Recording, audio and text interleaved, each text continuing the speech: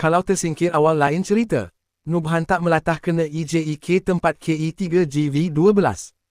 Sebelum kita melangkah jauh, yang belum lagi subscriber, apa kata anda subscriber dan tekan butang loceng untuk notifikasi video selanjutnya?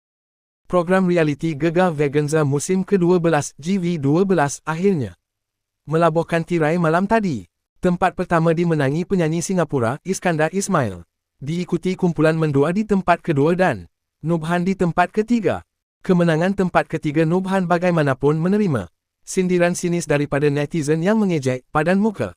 Nubhan bagaimanapun tidak melatah dengan sindiran itu dan menganggap kemenangannya di tempat ketiga adalah rezeki.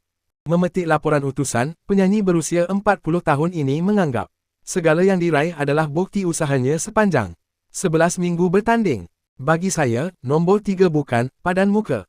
Ini semua rezeki. Perjalanan dari minggu pertama hingga ke akhir bukan kerja senang. Kalau tersingkir awal, lain ceritanya. Kalau menang itu bonus. Dapat tempat ketiga pun alhamdulillah. Terima kasih kepada yang meramalkan saya sebagai juara. Alhamdulillah, itu bermakna mereka percaya saya ada peluang untuk menang. Sokongan peminat sejak minggu pertama sudah cukup untuk membuatkan saya gembira.